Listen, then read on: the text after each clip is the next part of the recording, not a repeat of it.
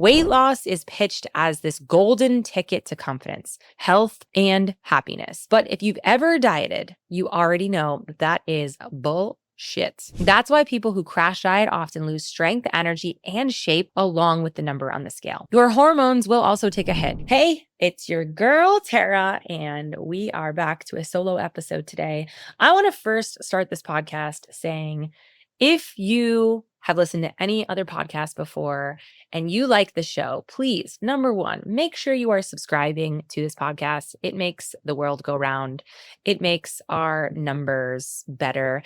It makes me showing up on these really long filming days just a little easier. So please make sure you're subscribing. If you are a first-time listener, welcome. Thank you so much for being here. I am obsessed with you already, and I hope you are obsessed with me. Yeah, I mean, that's just what we're all here to do, right? In this world, just be obsessed with specific topics and people. Either way, if you've listened to any podcast, if you liked the podcast in any ways, if you want to be a strong broad, make sure that you are subscribed to this podcast. And second thing, reviews. Gosh, I can't tell you how much a review means to myself and this show. It is everything. And I know that reviews are annoying, right? But I know that you're looking at reviews too. So when you write reviews for silly little me, it just makes the podcast better. So please, if you like this, if you have listened to any other podcast before, make sure you hit the subscribe button and leave a glowing 5-star review. Thank you so much in advance. So now it's time for the show. Here is the truth. We have been conditioned to believe that the smaller the number on the scale, the better. And if you've listened to any podcast or know my story at all, you know that that is not true. Weight loss is pitched as this golden ticket to confidence, health, and happiness. But if you've ever dieted, you already know that that is bullshit. Weight loss makes you lighter, but it does not guarantee that you'll look leaner, feel stronger, or perform better. And in fact, chasing weight loss often backfires. You lose muscle, your metabolism slows, and you end up stuck in the cycle of yo-yo dieting. What you actually want is body recomposition. This means losing fat while keeping or building muscle. It's what gives you definition, strength, and shape. And it's what keeps your metabolism firing, your energy steady, and your body resilient for the long haul. Yes, it will take time, but I promise it is worth it. So today, I am breaking down 10 things you need to know about body recomposition, why it's different from weight loss, why fat loss alone can work against you, how long it really takes, and exactly what matters if you want long-lasting results. Because you know that is what we're here for at Broads. Long-lasting, sustainable, healthy habits. Number one, weight loss shrinks you, body recomp reshapes you. Now, the scale doesn't tell the whole story. You can actually be lighter, but still look the same. If the weight you lost came from muscle and water, you're just going to look like a smaller, softer version of yourself. And this is usually why so many people feel disappointed after hitting their quote unquote goal weight, because the mirror doesn't match the effort that you're putting in. Body recomp changes body composition, not just weight. So instead of just losing pounds, recomposition focuses on increasing lean muscle while decreasing fat. This shifts the shape, firmness, and proportions of your body in a way that weight loss alone can't. Muscle, think of it as like a sculptor. When you build muscle in your shoulders, your arms, and your glutes, your frame just looks more athletic, defined, lifted, maybe even curvy. Even if the scale barely changes, the visual impact is dramatic because your muscles will create the curves and firmness, and you'll look like an overall toned, more athletic body. Fat loss shows up differently on a muscular body. So if you lose 5 pounds of fat while adding a few pounds of muscle, your waist looks tighter, your arms look leaner, and your legs appear stronger without ever needing the scale to dip. You can actually weigh the same, but have a totally different look. Like, I've been 145 for 8 years, but I look so different now than I did 8 years ago at the same weights, because the one with more muscle will always look leaner, more confident, and more athletic. This is why progress pictures and videos matter so much more than just obsessing over numbers. And you know how I feel about transformation photos. They don't show the whole picture, but at least you can see the difference when you have body recomposition on your mind. Muscle improves posture and presence. So beyond aesthetics, building muscle changes how you carry yourself. You have stronger lats, glutes, and core muscles pull you upright and give you more of a confident and grounded stance. Recomp makes your body resilient. With more muscle and less fat, your metabolism runs higher, your joints are better supported, and your body feels capable instead of depleted. That's something that pure weight loss alone just can't ever deliver. Number 2, why fat loss alone backfires. This is going to be a little controversial, but most diets just don't protect your muscle. When you slash calories, your body doesn't just pull from fat stores. It actually taps into muscle tissue too. That's why people who crash diet often lose strength, energy, and shape along with the number on the scale. Losing muscle slows your metabolism. Muscle is metabolically active, meaning that it burns calories even at rest. And so when you lose it, your daily calorie burn will drop. That's why the same diet worked for you in January suddenly stops working by March. Now, the rebound effect is real. So with less muscle and a slower metabolism, your body is primed to regain fat quickly once you start eating normally again. And this is unfortunately the yo-yo cycle that so many women get sucked in. Lose weight fast, regain it faster. And then you're just in this constant loop of yo-yo dieting. You end up smaller, but actually softer. And without muscle underneath, fat loss alone often leaves you with a body that looks less firm or toned than you actually expected. And I'm sure you've heard the term coined skinny fats, which is a lower weight, but just less definition or shape overall. This is also where your fatigue can skyrocket. Muscle isn't just about looks. It's also a reservoir of energy and stability. Without it, your workouts are just going to feel harder, recovery takes you longer, and you don't have the same stamina day to day. Your hormones also take a hit. Crash dieting and muscle loss can mess with estrogen, cortisol, and thyroid hormones. This means irregular cycles, poor sleep, and constant cravings, all of which make fat loss actually harder to sustain. And confidence doesn't come with smaller numbers. Many women hit their quote goal weights and are actually shocked that they don't feel more confident. And that's just because confidence comes from strength, capability, and seeing your body perform, not from being weaker and smaller. And really, recomposition solves the problem. By training with weights and fueling with enough protein, you hold onto or build lean tissue while losing fat. This keeps your metabolism high, your shape defined, and your progress actually sustainable. Number 3, how long recomposition really takes. I'm sorry to tell you this, that it is not a 30-day shred. It is not quick. Recomp requires patience because you're asking your body to do 2 competing things at once. You're trying to burn fat and build muscle, and this will obviously take time. Beginners typically see changes faster. You've probably heard the term newbie gains. If you're new to strength training, you'll often see noticeable results in maybe 8 to 12 weeks, with major transformation happening between 4, 6, or 8 months. This is because your body is primed to respond quickly at the start. Now, intermediate and advanced lifters may progress slower. And if you've already been lifting, you won't build muscle as quickly. And this is really between the 6 to 12 to 18 month mark for visible dramatic changes, especially if you're chasing lower levels of body fat. Now, I'm a prime example of this. I actually wasn't chasing body recomposition, but over the course of several years, my body started to change because I was on this recomp phase. Now, building muscle is like investing. You're not going to see the payoff right away, but the compound effect over time is massive. I look at pictures sometimes from 2019, 2020, 2021 to now, and I'm like, holy shit. That is a huge difference, but I wouldn't have noticed it on a daily or weekly basis. Now, most people give up because the scale doesn't move fast enough, or maybe at all. That's why you need better markers like measurements, maybe some photos, strength PRs, some videos. And truly, the timeline is so worth it. A crash diet can make you smaller in 6 weeks, maybe less, but you'll likely gain it back in 6 more. And body recomp actually gives you a body that looks better, feels stronger, and is so much easier to maintain for life. Like I've been at the same weight now and look very similar over the last several years, just because I'm in this constant maintenance phase now. And really, sustainability wins. Once you've built the muscle, it's so much easier to maintain than it is to lose and rebuild over and over again. I can actually take weeks off and nothing will really change in my body. Number 4, muscle is your secret weapon. Muscle is metabolically active. Every pound of muscle burns more calories even when you're sitting on the couch.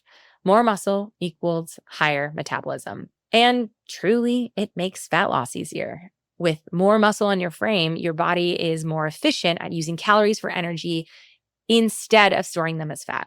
I'm sure you guys have seen the memes about my husband can lose weight in 5 seconds because he stops eating a certain thing and women make it harder. That's because women don't have as much muscle. Also, it supports bone density, joint health, and stability, all of which reduce injury risk and improves longevity. And truly, muscle shapes your body. Muscle, it was what gave me curves, definition, and firmness. Without it, fat loss just makes you smaller, but not necessarily leaner, and you don't have that curve look. It can also boost your performance. Whether you want to lift heavier, run faster, or literally just carry all of your groceries in one trip, muscle makes it possible to do so. Muscle is also a hormone helper. Muscle helps regulate the blood sugar and insulin, reducing your risk of metabolic tissues like diabetes. And honestly, it is the confidence builder. There is nothing like hitting a PR or seeing muscle definition pop, making you feel so powerful in your body. Number 5, lifting heavy is a non-negotiable. Cardio burns calories but doesn't protect muscle. If all you're doing is running or spinning, your body won't get the message to hold on to muscle.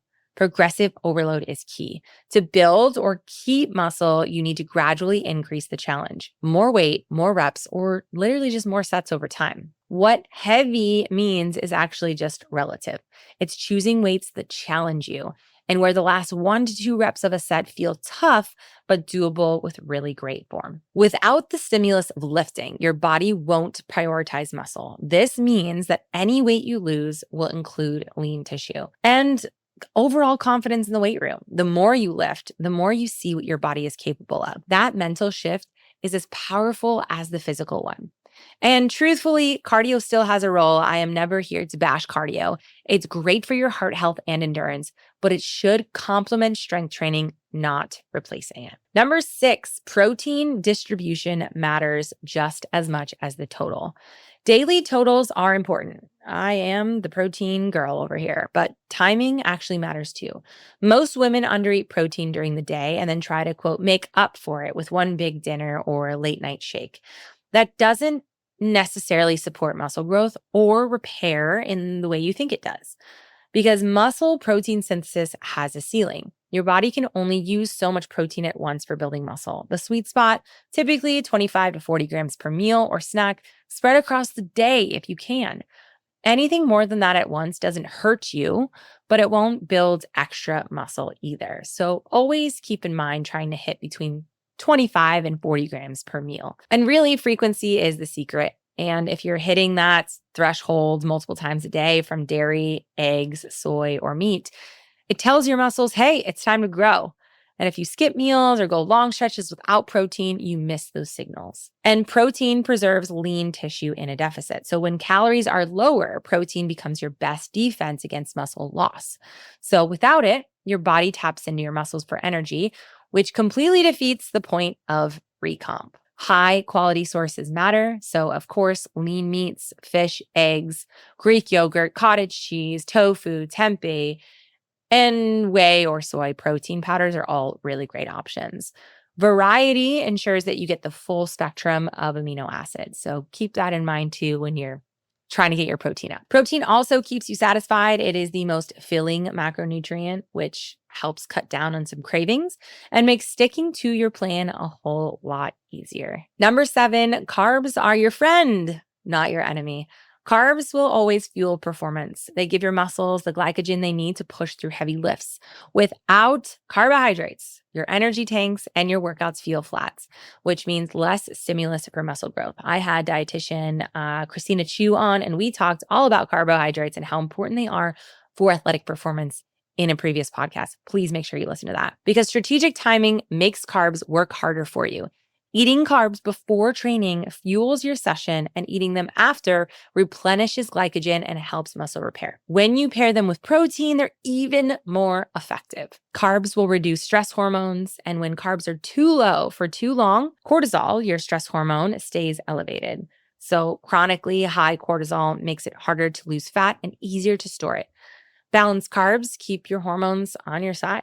Fiber-rich carbs support gut health. Oats, sweet potatoes, fruits, and legumes give you steady energy while supporting digestion and hormones. A healthy gut actually helps regulate body recomposition as well. And if we're cutting carbs too hard, it's going to backfire. So low-carb keto diets can cause quick weight loss, like we mentioned earlier, but most of it is just water and glycogen depletion. So without carbs, lifting intensity suffers and recomposition progress stalls. So eat the carbs. Carbs also give you shape.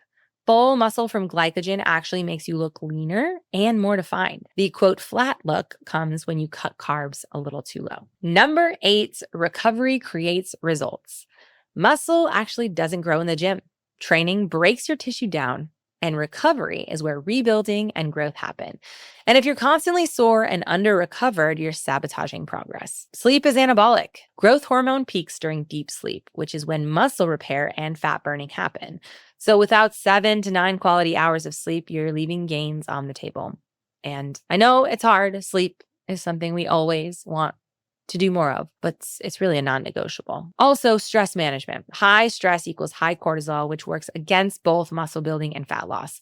Managing stress with walks, breath work, or journaling directly impacts your body comp. So always keep that in mind. And truly, more isn't better. Adding more workouts when you're already exhausted won't accelerate your recomp. It actually typically will slow it down because you can't recover and adapt to that. Rest days are truly part of the plan. They're not lazy, they're muscle building days. And skipping them is like tearing down a house and just never rebuilding it back up. We have to make sure we are recovering. And as always, listen to your body. If your lifts are stalling, your energy is taking, or your sleep just sucks, maybe you need more recovery, not more hustle. I would say that's for a lot of you out there. Number 9, creatine and protein are really the only 2 supplements that matter the most.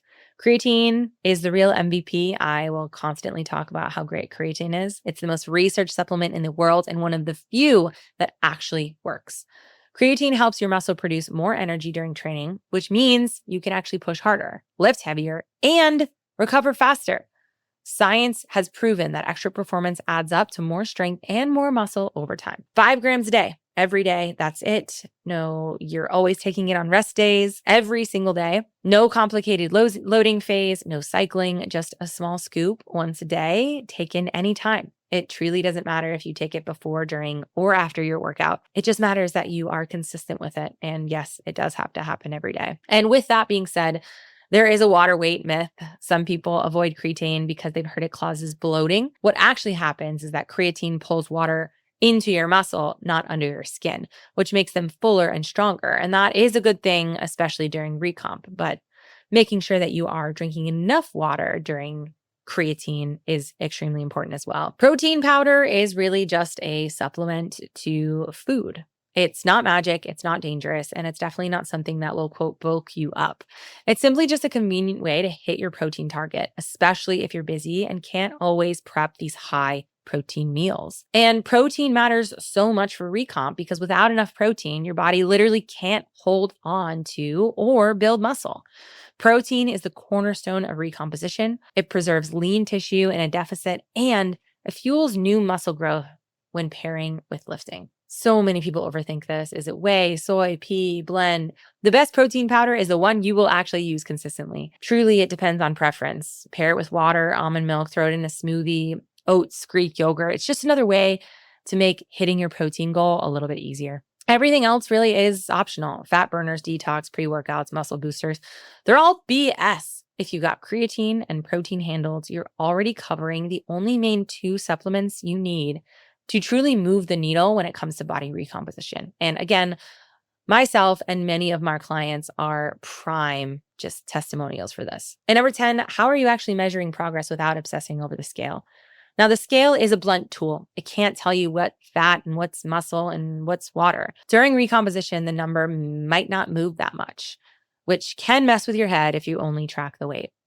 progress photos, DEXA scans, body fat testing, making sure that you're taking those every 4, 6, 8 weeks. Same clothes, same lighting, same poses. You'll see changes in shape and definition that the scale is never going to reflect. And with that too, measurements are powerful. Maybe you track your waist, hips, thighs, arms. A shrinking waist with a steady or growing glutes is the clearest sign of body recomposition. And strength PRs, gosh, this is my number one. They're a metric too. If your lifts are going up while your body looks leaner, you're recomping. You're getting stronger while tightening up your waist is the best confirmation that you're on track. The gene test never lies. Your jeans fitting looser in the waist, but maybe snugger in the thighs and the glutes. That is Recomp magic in action, and Abercrombie Curve Love jeans are the absolute best for those. This is not sponsored, but maybe could be Abercrombie. Energy and confidence matter. More energy in the gym, better sleep, and just feeling more powerful in your body are just as important as your physical changes. Don't ignore them as progress markers because those absolutely are huge in the confidence of your success. And if really we shift our mindset and look at success not just being pounds lost, it's strength gained, fat reduced, and shape transformed. When you focus there, you stay consistent long enough and you actually see the results. And then you could just make it all maintenance from there. We do this in Broad's Coach. We have our one-on-one coaching program that creates a customized programming that is specific to your goals, your experience level, and what you have access to. I have worked with hundreds, if not thousands of women at this point on one-on-one journey to body recomposition. So here is the bottom line. Weight loss and recomposition are two totally different paths. One makes you smaller, the other makes you stronger. One leaves you soft and tired, and the other one builds muscle, confidence, and energy. Yes, recomposition takes more time and patience. Yes, the scale might not budge as fast as you want it to, but the payoff is a body that's leaner, more defined, and way more capable without burnout or rebound of another crash diet. So, the next time you feel tempted to chase weight loss, remember this. You do not need to shrink yourself to feel better. You need to reshape yourself, build muscle, drop fat, own your strength, and that is where true transformation looks like. So if this episode hit home, share it with a friend who's stuck obsessing over the scale. Let's change the conversation together because strong, capable, confident women aren't built in 30-day fixes. They are built through body recomposition and obviously broads.